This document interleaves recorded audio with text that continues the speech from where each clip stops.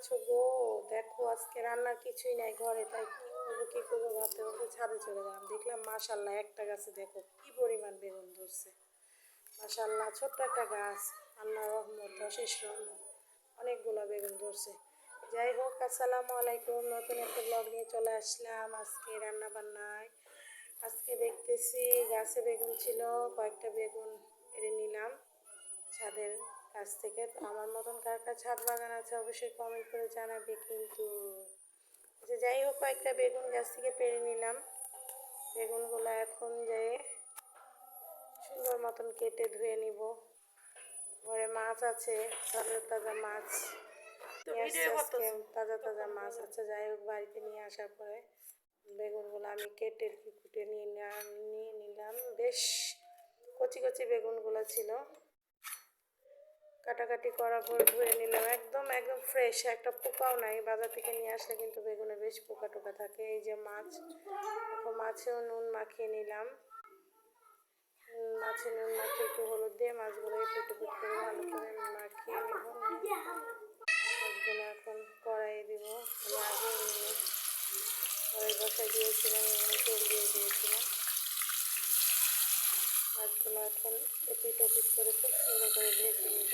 ওকে, আসলে যারা নতুন আছে বা নতুন না জানে, তারা কিন্তু আমাদের এই ভিডিওগুলো ফলো করলে সবই রান্নাতে বিশেষ হাইটা এত মশলা লাগে না, কম মশলাতে রান্না মজা হয় রান্না করতে জানলে। দেখো আমার মাছগুলো কিন্তু অলরেডি ভাজা হয়ে গেছে। যে গ্যাসের দাম ভাই এখন, তাই চুলাতে রান্না করতে কিন্তু চুলাতে যাওয়া সম্ভব না, সবসময় রান্না করতে পারি না চুলাতে। তো যাই হোক, ওই তেলে আমি পেঁয়াজ কুচি দিয়ে দিলাম। দেখো আমি পেঁয়াজগুলো কিন্তু লাল করবো না, এর আগে কিন্তু বেগুন ঢেলে দিয়ে দিব। বেগুনগুলো দিয়ে দিলাম। আমি এই তেলে পেঁয়াজ এবং বেগুন একসাথে ভাজা হবে,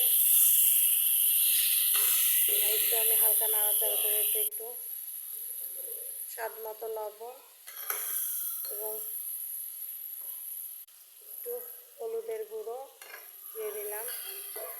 এখন এটাকে নাড়াচাড়া দিয়ে আমি ঢেকে দিব। এটা ভাজা ভাজা হওয়ার জন্য অপেক্ষা করব।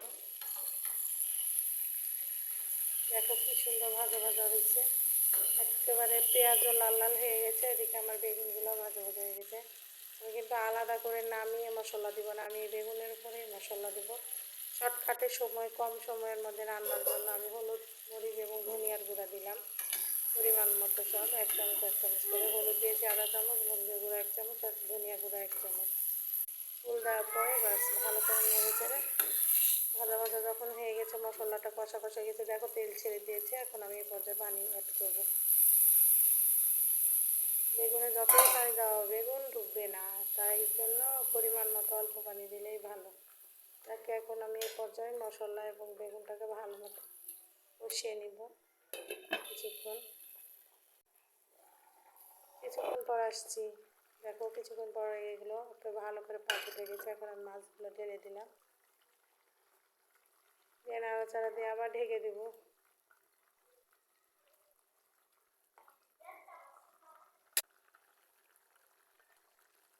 মাশাল্লাহ দেখো কি সুন্দর তরকারি রং হয়েছে, কি সুন্দর তরকারি হয়েছে। মাছের ভাজি, মাছ দিয়ে বেগুন ভাজি খুব সুন্দর হয়েছে এবং খেতেও এটা অনেক সুস্বাদু হয়েছে। এই হলো ফাইনাল লুক। দেখো কতটা সুন্দর এবং লোভনীয় হয়েছে, অসম্ভব সুন্দর একটা কালার এসছে। এতক্ষণ ধরে আমার ভিডিওটা দেখার জন্য তোমাদেরকে অসংখ্য ধন্যবাদ। সবাই আমার চ্যানেলটাকে সাবস্ক্রাইব করবে এবং লাইক দিবে, কমেন্ট করবে। আসসালামু আলাইকুম। এতক্ষণ পর্যন্ত দেখার জন্য সবাইকে ভালো থেকো। আল্লাহ হাফেজ।